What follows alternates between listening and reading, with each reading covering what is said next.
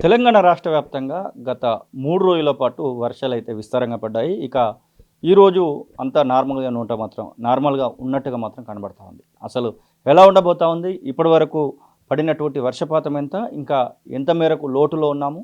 అడిగి తెలుసుకుందాం. మనతో పాటుగా వాతావరణ శాఖ సైంటిస్ట్ రాఘవేంద్రరాజు గారు ఉన్నారు. సార్ నమస్తే. ప్రధానంగా వాతావరణం మార్పులైతే కనబడతా ఉన్నాయి. 3 రోజుల పాటు వర్షాలు పడ్డట్టుగా మనకు కనబడింది. ఇప్పుడు ఈరోజు సాధారణంగా ఉన్నట్టుగా వాతావరణం అయితే చూస్తా ఉన్నాం. ఏంటి అసలు మళ్ళీ వర్షాలు ఉన్నాయా? లేకపోతే ఇది నిన్నటితో ఆగిపోయినట్టేనా వర్షాలు? యాక్చువల్‌గా నిన్న, మొన్న వచ్చిన వర్షాలైతే ఉన్నాయో కంప్లీట్‌లీ లోకల్లీ డ్రివెన్ రెయిన్‌ఫాల్ అండి అది. మనం ఏం చెప్తామంటే యాక్చువల్‌గా మొన్న గత వారం పడిన వర్షపాతం ఏదైతే ఉందో దాని వలన గాలిలో తేమ శాతం పూర్తిగా రావడం వలన ఇప్పుడు మనకి కొంచెం ఏమంటాం తేమ శాతం గాలిలో బాగా పెరిగి నిన్న మొన్న వచ్చిన ఆ ఎండల వల్ల భూమి వేడెక్కడం వల్ల మనకి ముఖ్యంగా మన సోమవారం వర్షాలు ఎక్కువ కురవడం అయితే జరిగిందండి. ఆ తర్వాత నిన్న చూసుకున్నట్లయితే 2 ఆవర్తనాలు, ఒకటి మనకి పశ్చిమ మధ్య బంగాళాఖాతంలో, ఇంకొకటి మనకి దక్షిణ అంతర్గత కర్ణాటకలో ఉన్న ఆవర్తనాల వల్ల నిన్న కూడా మనకి కొంచెం సఫిషియెంట్ రెయిన్ఫాల్ అయితే రావడం జరిగింది. ఇప్పుడున్న పరిస్థితుల్లో చూసుకున్నట్లయితే అండి ఈ ఆవర్తనాలు కూడా బలహీనపడినవి. అండ్ మాన్సూన్ ఏదైతే ఋతుపవన గాలులు ఉంటే అవి కూడా బలహీనంగా ఉన్నవి మన తెలంగాణ మీదుగా. సో దీనివల్ల మనకి రెయిన్ఫాల్ అనేది క్రమేపీ తగ్గుతూ ఉండే అవకాశాలు ఎక్కువ కనిపిస్తున్నాయండి. ఇప్పటి వరకు కురిసినటువంటి వర్షపాతం గురించి మాట్లాడుకోవాలనుకుంటే లోటు వర్షపాతం ఉన్నటువంటి జిల్లాలు ఏమైనా ఉన్నాయా? ఇంకా కావాల్సిన దానికంటే ఎక్కువ వర్షపాతం పడినటువంటి జిల్లాలు వాటి గురించి చెప్పాలనుకుంటే? ఇప్పుడు మీరు ఈ మ్యాప్ చూసుకున్నట్లయితే ముఖ్యంగా ఎక్కడైతే ఇక్కడ ఎరుపు కలర్ మనం ఇచ్చామో ఇక్కడ మనకు లోటు వర్షపాతం ఉందండి. ఎక్కడైతే మనం గ్రీన్ కలర్ అంటే పచ్చ కలర్ ఇచ్చామో అక్కడ మనకి సాధారణానికి దగ్గరగా ఎక్కువగా దగ్గరగా ఉన్నామని. ఎక్కడైతే మనం ఈ లైట్ బ్లూ కలర్ ఇచ్చామో అక్కడ మనకి పడవలసిన దానికన్నా ఎక్కువ వర్షపాతం పడింది అండి. సో దీని పరంగా చూసుకుంటే స్టేట్ మొత్తం చూసుకున్నట్లయితే మనకి ఇవాళకి -6%, అంటే 6% లోటులో ఉన్నామండి. దీన్ని సాధారణంగా మనం సాధారణ దగ్గరగా ఉన్నట్టే చెప్తాము. దీని ఎటువంటి లోటు కింద అయితే మనం చెప్పమండి. ఓకే. అంటే మామూలుగా గతంలో చూసినట్టయితే ఉంటే 35-36% లోటు నుంచి వెళ్ళి ఒక 3 రోజులు 2 రోజుల వర్షమే ఇప్పుడు -6కి తగ్గించినట్టుగా తెలుస్తూ ఉంది.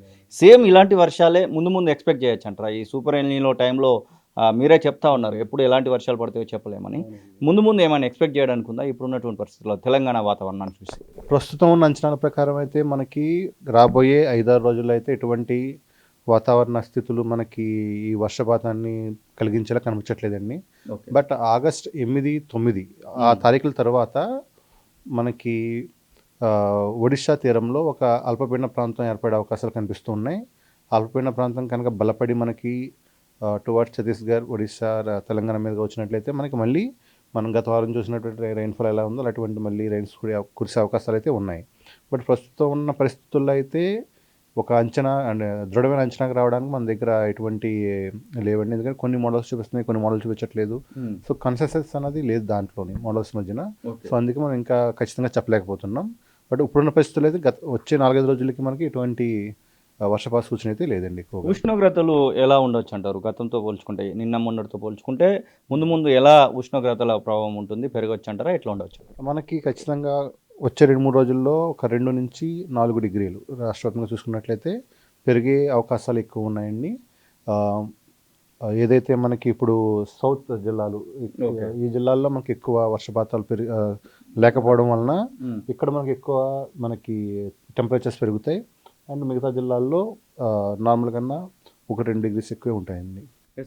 ఇక్కడ మంచిర్యాల, ములుగు ఏదో కనబడతా ఉన్నాయి కదా, వీటికి సంబంధించి ఏం చెప్తారు రెయిన్ఫాల్ గురించి? మనకి టాప్ 5 రికార్డెడ్ ఏవైతే ఉన్నాయో ఎబో రెయిన్ పీరియడ్ చూస్తాను వాటిని. ఓకే. ఇందులో చూసుకున్నట్లయితే మనకి ఇవి ఏమంటాం, మన ఎక్సెస్ మనం పడవలసిన దానికన్నా ఎక్కువ పడినవి ఈ జిల్లాల్లో అనమాట అండి. 5 జిల్లాల్లో మంచిర్యాలలో మనకి పడవలసింది కనుకన్నా మనకి 66 సెంటీమీటర్ల వర్షపాతం పడింది. సో దీని 25% ఎక్కువ పడిందండి. 25% ఎక్కువ పడింది. కామారెడ్డిలో 60 సెంటీమీటర్లు పడింది. దీనివల్ల మనకి 46% ఎక్కువ పడింది పడవలసిన దానికన్నా. సో ఇలాగా మనకి ఇవి పర్సంటేజ్ ఎంతవరకు ఎక్కువ మనకు పడుతుందో అవి మనకి చూపిస్తున్నామండి.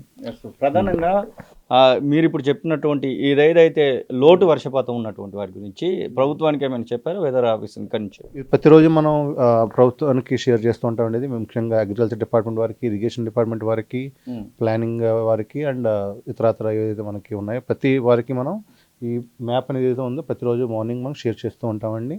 దీంతో పాటు రాబోయే 5 రోజుల వర్ష సూచన ఎలా ఉంటుంది ఇవన్నీ కూడా మనం వాళ్ళకి చెప్తూ ఉంటామండి. నిన్న వర్షపాతం గురించి మాట్లాడుకోవాలనుకుంటే స్టేట్లో అక్కడక్కడ వర్షాలు పడ్డట్టుగా సమాచారం అయితే అంతా ఉంది. ఎక్కడ ఎంత మేరకు వర్షం పడటం నమోదైంది, అత్యధిక నమోదైనటువంటి ప్రాంతం ఏంటి?